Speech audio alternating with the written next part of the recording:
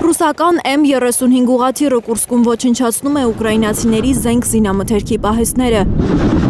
Ըստ Ռուսաստանի պաշտպանության նախարարության ռուսական օդուժը բարեհաջող կատարել է առաջադրանքն ու վերադարձել ելման կետ։ Ռուս զինվորները ցույց են տալիս, ինչով է ուկրաինական բանակը հարվածներ հասցնում։ Ամբողջը ՆԱՏՕ-ի զենքն է,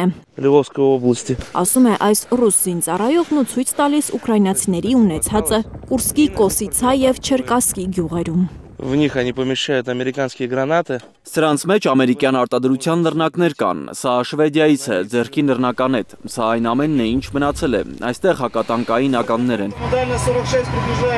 Անցած գիշեր ռուսական հոպը ուկրաինական 22 անօդաչու է խոցել Ռուսաստանի երկնքում, 13-ը Աստրախանի մարզում, 3-ը Կալմիկիայում, 2-ական անօդաչու էլ Բրյանսկում և Կրասնոդարում։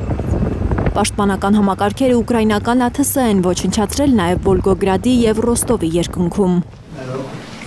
Ռուսաստանում ու Ուկրաինայում կրակը լռեցնել է շարունակում խոստանալ Միացյալ Նահանգների նախագահը։ Հենց այդ նպատակով վաղը Թրամփն ու Պուտինը նորից կզրուցեն հեռախոսով։ Ըստ Պեսկովի, Պուտինն է զանգելու Թրամփին, հեռախոսազրույցի հիմնական թեման ռուս-ուկրաինական տարածքների հարցն է լինելու։ Ավելին, Պեսկովը հրաժարվել է ասել։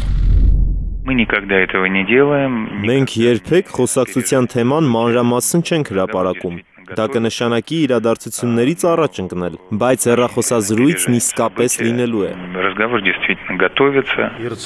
Պուտինի օգնական Յուրի Ուշակովն էլ չի բացառել, որ Ռուսաստանի ու Ամերիկայի նախագահները հեռախոսով խոսելուց բացի նաև հանդիպեն շուտով։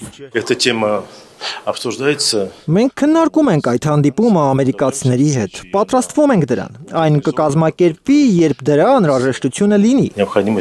Առայժմ այլ մակարդակում է շարունակվում շփումը։ Ավելի վաղ Ռուսաստանի արտգործնախարար Սերգեյ Լավրովը հայտարարել էր, որ Ռուսաստանի և Միացյալ Նահանգների շահերը երբեք նույնը չեն լինի։ Դրանք չեն կարող համընկնել նույնիսկ 50%-ով, բայց խոսել միմյանց հետ Լավրովի կարծիքով պետք է։ Լիլիթ Գասպարյան, Արմեն Ապրեսյան, Հայլուր։